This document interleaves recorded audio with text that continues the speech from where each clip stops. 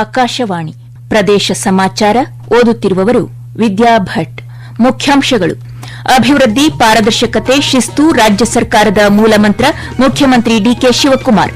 ರಾಜ್ಯಾದ್ಯಂತ ಎಸ್ಐಆರ್ ಪ್ರಕ್ರಿಯೆ ನಿಯಮಾನುಸಾರ ನಡೆಸಲು ಅಧಿಕಾರಿಗಳಿಗೆ ಮುಖ್ಯಮಂತ್ರಿ ಸೂಚನೆ. ಸುಪ್ರೀಂ ಕೋರ್ಟ್ ಆದೇಶದ ಅನ್ವಯ ಬೆಂಗಳೂರಿನಲ್ಲಿ ಪಾದಚಾರಿ ಮಾರ್ಗ ಒತ್ತುವರಿ ತೆರವು. ಸಚಿವ ಕೃಷ್ಣ ಬೈರೇಗೌಡ. ಹಾಗೂ ರಾಜ್ಯದಲ್ಲಿ ಮುಂಗಾರು ಬಿರುಸು, ಮುಂದಿನ 24 ಗಂಟೆಗಳಲ್ಲಿ ಕೊಡಗು, ಮಲೆನಾಡಿನಲ್ಲಿ ಭಾರೀ ಮಳೆ ಸಾಧ್ಯತೆ. ಹವಾಮಾನ ಇಲಾಖೆ ಮುನ್ಸೂಚನೆ. ಅಭಿವೃದ್ಧಿ, ಪಾರದರ್ಶಕತೆ ಮತ್ತು ಶಿಸ್ತು ರಾಜ್ಯ ಸರ್ಕಾರದ 3 ಮೂಲ ಮಂತ್ರಗಳಾಗಿವೆ ಎಂದು ಮುಖ್ಯಮಂತ್ರಿ ಡಿಕೆ ಶಿವಕುಮಾರ್ ತಿಳಿಸಿದ್ದಾರೆ. ಬೆಳಗಾವಿಯ ಸುವರ್ಣ ವಿಧಾನಸೌಧದಲ್ಲಿ ಇಂದು ಜರುಗಿದ ವಿಭಾಗ ಮಟ್ಟದ ಪ್ರಗತಿ ಪರಿಶೀಲನಾ ಸಭೆಯಲ್ಲಿ ಮಾತನಾಡಿದ ಮುಖ್ಯಮಂತ್ರಿ, ಜನರ ಬಳಿ ಸರ್ಕಾರ ಇರಬೇಕು ಎಂಬುದು ಮೊದಲ ಆದ್ಯತೆಯಾಗಿದ್ದು, ಕಚೇರಿಗೆ ಜನರನ್ನು ಅಲೆಸುವುದು ನಿಲ್ಲಬೇಕು ಎಂದು ಅಧಿಕಾರಿಗಳಿಗೆ ಕಟ್ಟುನಿಟ್ಟಿನ ಸೂಚನೆ ನೀಡಿದರು. ಜನರ ಬಳಿಗೆ ಸರ್ಕಾರ ಇರಬೇಕು. ಈ ನಿಟ್ಟಿನಲ್ಲಿ ಜಿಲ್ಲಾಧಿಕಾರಿಗಳು, ಗ್ರಾಮ ಲೆಕ್ಕಾಧಿಕಾರಿಗಳು ಸೇರಿದಂತೆ ಎಲ್ಲ ಇಲಾಖೆಯ ಅಧಿಕಾರಿಗಳು ತಮ್ಮ ತಮ್ಮ ಕೇಂದ್ರ ಸ್ಥಾನದಲ್ಲಿದ್ದುಕೊಂಡು ಜನರ ಸಮಸ್ಯೆಗಳಿಗೆ ಸ್ಪಂದಿಸಬೇಕು ಎಂದರು. ಜನರ ಅಹವಾಲು ಪರಿಹರಿಸಲು ಪ್ರಜಾಸೇವಾ ಇಲಾಖೆ ಆರಂಭಿಸಲಾಗಿದ್ದು, ಈ ಇಲಾಖೆಗೆ ಒಬ್ಬ ಪ್ರತ್ಯೇಕ ಮಂತ್ರಿಯೊಬ್ಬರನ್ನು ನಿಯೋಜಿಸಲಾಗುವುದು ಎಂದು ಅವರು ತಿಳಿಸಿದರು.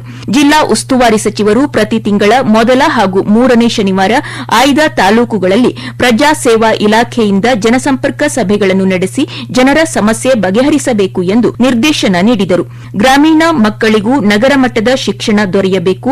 ಈ ನಿಟ್ಟಿನಲ್ಲಿ ಕೆಪಿಎಸ್ ಶಾಲೆಗಳ ಮಾದರಿಯಂತೆ ಕನಿಷ್ಠ 2,000 ಸಿಎಸ್ಆರ್ ಶಾಲೆಗಳನ್ನು ನಿರ್ಮಿಸುವ ಗುರಿ ಹೊಂದಲಾಗಿದೆ. ಇದಲ್ಲದೆ ಆಯಾ ಜಿಲ್ಲೆಯ ದೊಡ್ಡ ಶಿಕ್ಷಣ ಸಂಸ್ಥೆಗಳು 3 ಶಾಲೆಗಳನ್ನು ದತ್ತು ತೆಗೆದುಕೊಳ್ಳುವಂತೆ ಕ್ರಮ ವಹಿಸಲಾಗುವುದು.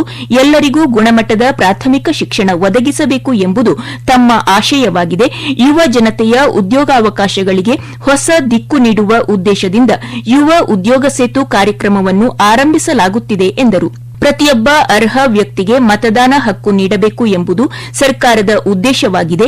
ಯಾವುದೇ ಪಕ್ಷದ ಜನಪ್ರತಿನಿಧಿಗಳ ಒತ್ತಡಕ್ಕೆ ಮಣಿಯದೆ ಎಲ್ಲ ಬಿಎಲ್ಒಗಳು ನಿಯಮಾನುಸಾರ ಮನೆ ಮನೆಗೆ ಹೋಗಿ ಗಣತಿ ನಮೂನೆಗಳನ್ನು ವಿತರಿಸಬೇಕು.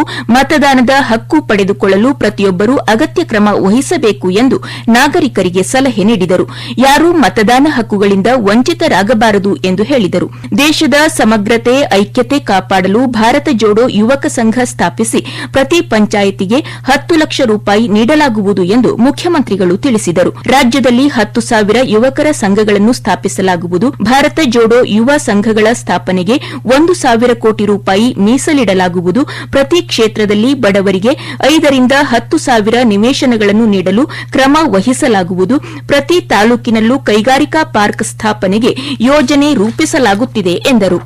ಸುಪ್ರೀಂ ಕೋರ್ಟ್ ಆದೇಶದ ಅನ್ವಯ ಬೆಂಗಳೂರಿನಲ್ಲಿ ಪಾದಚಾರಿ ಮಾರ್ಗ ಒತ್ತುವರಿ ತೆರವುಗೊಳಿಸಲಾಗುತ್ತಿದೆ ಎಂದು ಗ್ರೇಟರ್ ಬೆಂಗಳೂರು ಅಭಿವೃದ್ಧಿ ಸಚಿವ ಕೃಷ್ಣ ಬೈರೇಗೌಡ ತಿಳಿಸಿದ್ದಾರೆ. ಬೀದಿ ವ್ಯಾಪಾರಿಗಳ ಜಂಟಿ ಹೋರಾಟ ಸಮಿತಿಯ ಪದಾಧಿಕಾರಿಗಳ ಜೊತೆ ಇಂದು ನಡೆದ ಸಭೆಯಲ್ಲಿ ಮಾತನಾಡಿದ ಅವರು, ಸರ್ಕಾರ ಬಡವರ ಪರವಾಗಿದ್ದು ನಾಗರಿಕರು ಓಡಾಡಲು ಸುಗಮ ಮಾರ್ಗ ನಿರ್ಮಿಸಲು ಈ ಕ್ರಮ ಕೈಗೊಳ್ಳಲಾಗಿದೆ ಎಂದರು. ಪಾದಚಾರಿ ಮಾರ್ಗಗಳಲ್ಲಿ ಜನರು ಓಡಾಡಲು ಸುಗಮ ಮಾರ್ಗವಿರಬೇಕು. ಅದರಲ್ಲಿ ಯಾವುದೇ ರಾಜಿ ಇಲ್ಲ. ನಗರದಲ್ಲಿ ನಿನ್ನೆಯವರೆಗೆ 430 ಕಿಲೋಮೀಟರ್ ಒತ್ತುವರಿ ತೆರವು ಮಾಡಲಾಗಿದೆ. ಇದನ್ನು ನಿರಂತರವಾಗಿ ಮುಂದುವರಿಸಲಾಗುವುದು ಎಂದು ತಿಳಿಸಿದರು. ಮುಂದಿನ ದಿನಗಳಲ್ಲಿ ಪಾರ್ಕಿಂಗ್, ಗಾರ್ಡನ್ ಸೇರಿದಂತೆ ಪಾದಚಾರಿ ಮಾರ್ಗಗಳಲ್ಲಿರುವ ಎಲ್ಲಾ ಅಡೆತಡೆಗಳನ್ನು ಹಂತ ಹಂತವಾಗಿ ನಿವಾರಿಸಲಾಗುವುದು. ಸುಪ್ರೀಂ ಕೋರ್ಟ್ ಆದೇಶ ಹಾಗೂ ಬೀದಿ ಬದಿ ವ್ಯಾಪಾರಿಗಳಿಗಾಗಿ ಇರುವ ಕಾಯ್ದೆ ಕಾನೂನು ಅನುಷ್ಠಾನ ಪಾಲಿಸಲು ಕ್ರಮ ವಹಿಸಲಾಗುವುದು ಎಂದರು. ಸುಪ್ರೀಂ ಕೋರ್ಟ್ ನಿರ್ದೇಶನದಂತೆ ಹೊಸ ಗುರುತಿನ ಚೀಟಿಗಳನ್ನು ತ್ವರಿತಗತಿಯಲ್ಲಿ ವಿತರಿಸಲು ಅಧಿಕಾರಿಗಳಿಗೆ ಸೂಚನೆ ನೀಡಲಾಗಿದೆ ಎಂದು ಕೃಷ್ಣ ಬೈರೇಗೌಡ ತಿಳಿಸಿದರು. ಉತ್ತರ ಕನ್ನಡ ಜಿಲ್ಲೆಯ ಯಲ್ಲಾಪುರ ತಾಲೂಕಿನ ಅರಬೈಲ್ಘಟ್ಟದ ಬಳಗಾರ್ ಸಮೀಪ ರಾಷ್ಟೀಯ ಹೆದ್ದಾರಿ 52ರಲ್ಲಿ ಇಂದು ಮುಂಜಾನೆ ಸಂಭವಿಸಿದ ಭೀಕರ ರಸ್ತೆ ಅಪಘಾತದಲ್ಲಿ 6 ಮಂದಿ ಮೃತಪಟ್ಟಿದ್ದು 3 ಗಂಭೀರವಾಗಿ ಗಾಯಗೊಂಡಿದ್ದಾರೆ. ಘಟನೆ ಕುರಿತು ಸಾಮಾಜಿಕ ಮಾಧ್ಯಮದಲ್ಲಿ ಪ್ರಧಾನಿ ನರೇಂದ್ರ ಮೋದಿ ಅವರು ತೀವ್ರ ಸಂತಾಪ ವ್ಯಕ್ತಪಡಿಸಿದ್ದು, ಗಾಯಗೊಂಡವರ ಶೀಘ್ರ ಚೇತರಿಕೆಗೆ ಹಾರೈಸಿದ್ದಾರೆ. ಪ್ರದೇಶ ಸಮಾಚಾರ ಕೇಳುತ್ತಿದ್ದೀರಿ. ನಮ್ಮ ಎಲ್ಲಾ ರಾಷ್ಟ್ರೀಯ ವಾರ್ತೆಗಳು ಹಾಗೂ ಪ್ರದೇಶ ಸಮಾಚಾರ ಈಗ ಆಕಾಶವಾಣಿ ನ್ಯೂಸ್ ಕನ್ನಡ ಯೂಟ್ಯೂಬ್ ಚಾನೆಲ್ನಲ್ಲಿ ಲಭ್ಯ. ನಮ್ಮ ಎಕ್ಸ್ ಖಾತೆ ಮತ್ತು ಇನ್ಸ್ಟಾಗ್ರಾಂ ಖಾತೆ ಆಕಾಶವಾಣಿ ನ್ಯೂಸ್ ಕನ್ನಡ. ಹೆಚ್ಚಿನ ಮಾಹಿತಿಗಾಗಿ ನಮ್ಮ ಫೇಸ್ಬುಕ್ ಖಾತೆ AIR ಕನ್ನಡ ನ್ಯೂಸ್ ಅನುಸರಿಸಿ. ಮಾಹಿತಿಯ ಹೂರಣ ವಾರದ ಕಾರ್ಯಕ್ರಮ ಪ್ರಚಲಿತ ವಿದ್ಯಮಾನ ಪ್ರತಿ ಬುಧವಾರ 9:15ಕ್ಕೆ. ರಾಜ್ಯಾದ್ಯಂತ ಮತದಾರರ ಪಟ್ಟಿ ವಿಶೇಷ ತೀವ್ರ ಪರಿಷ್ಕರಣೆ ಎಸ್ಐಆರ್ ನಡೆಯುತ್ತಿದ್ದು ಜನರಲ್ಲಿ ಈ ಬಗ್ಗೆ ಅರಿವು ಮೂಡಿಸಲಾಗುತ್ತಿದೆ.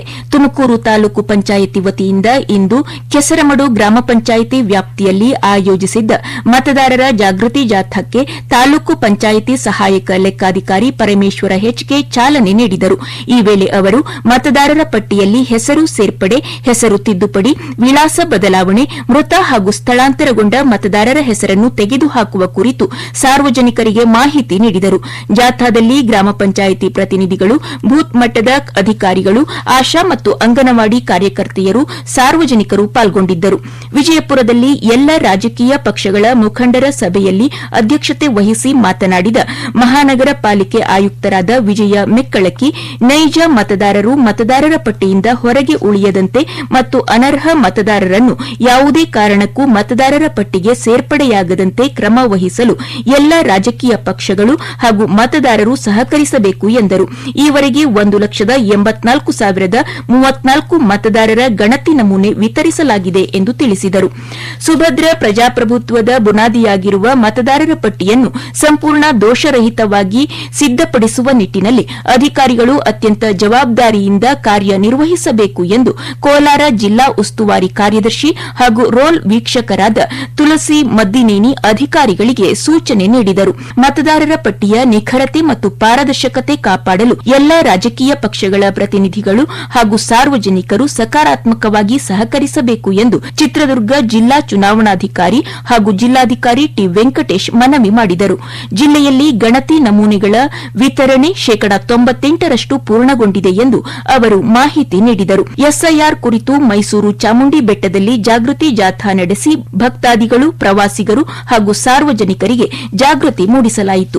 ಈ ವೇಳೆ ಮಾತನಾಡಿದ ತಾಲೂಕು ಪಂಚಾಯಿತಿ ಕಾರ್ಯನಿರ್ವಾಹಕ ಅಧಿಕಾರಿ ಸಿಕೃಷ್ಣ, ಪ್ರತಿ ಗ್ರಾಮ ಪಂಚಾಯಿತಿಯಲ್ಲಿ ಸಹಾಯ ಮತ್ತು ಸೌಲಭ್ಯ ಕೇಂದ್ರ ತೆರೆಯಲಾಗಿದ್ದು ಮಾಹಿತಿ, ಅರ್ಜಿ ನಮೂನೆ, ಇತರ ಸೌಲಭ್ಯಕ್ಕೆ ಭೇಟಿ ನೀಡಬಹುದು ಎಂದು ತಿಳಿಸಿದರು. ಬಾಗಲಕೋಟೆ ಜಿಲ್ಲೆಯ ಮುಧೋಳ ತಾಲೂಕಿನ ಜಾಲಿಬೇರಿ ಸಮೀಪ ಘಟಪ್ರಭಾ ನದಿಗೆ ಅಡ್ಡಲಾಗಿ ನಿರ್ಮಾಣಗೊಳ್ಳಲಿರುವ ರೈಲ್ವೆ ಸೇತುವೆ ಕಾಮಗಾರಿಯನ್ನು ವೈಜ್ಞಾನಿಕವಾಗಿ ಹಾಗೂ ರೈತರ ಹಿತಾಸಕ್ತಿಗೆ ಧಕ್ಕೆಯಾಗದ ರೀತಿಯಲ್ಲಿ ಕೈಗೊಳ್ಳಬೇಕು ಎಂದು ಸಂಸದ ಪಿಸಿ ಗದ್ದಿಗೌಡರ ಅಧಿಕಾರಿಗಳಿಗೆ ಸೂಚಿಸಿದ್ದಾರೆ. ಬಾಗಲಕೋಟೆ ಕುಡುಚಿ ರೈಲು ಮಾರ್ಗ ಕಾಮಗಾರಿಯ ಪ್ರಗತಿ ಪರಿಶೀಲನಾ ಸಭೆಯಲ್ಲಿ ಮಾತನಾಡಿದ ಅವರು, ಸೇತುವೆ ನಿರ್ಮಾಣದ ವೇಳೆ ಪ್ರವಾಹದ ಪರಿಸ್ಥಿತಿ, ನೀರಿನ ಹರಿವು ಹಾಗೂ ರೈತರ ಜಮೀನುಗಳಿಗೆ ಯಾವುದೇ ತೊಂದರೆಯಾಗದಂತೆ ಯೋಜನೆ ರೂಪಿಸಬೇಕು ಎಂದು ತಿಳಿಸಿದರು. ನಿಗದಿತ ಅವಧಿಯೊಳಗೆ ಯೋಜನೆ ಪೂರ್ಣಗೊಂಡರೆ ರೈಲು ಸಂಚಾರಕ್ಕೆ ಅನುಕೂಲವಾಗುವುದರ ಜೊತೆಗೆ ಜಿಲ್ಲೆಯ ಮೂಲಸೌಕರ್ಯ ಅಭಿವೃದ್ಧಿಗೂ ವೇಗ ಸಿಗಲಿದೆ ಎಂದು ಅವರು ಹೇಳಿದರು. ಇನ್ನು ಹವಾವರ್ತಮಾನ. ರಾಜ್ಯದ ಒಳನಾಡಿನಲ್ಲಿ ನೈಋತ್ಯ ಮುಂಗಾರು ಸಾಮಾನ್ಯವಾಗಿದ್ದು ಕರಾವಳಿಯಲ್ಲಿ ದುರ್ಬಲವಾಗಿತ್ತು. ಉತ್ತರ ಮತ್ತು ದಕ್ಷಿಣ ಒಳನಾಡಿನ ಹಲವೆಡೆ ಮಳೆಯಾಗಿದೆ.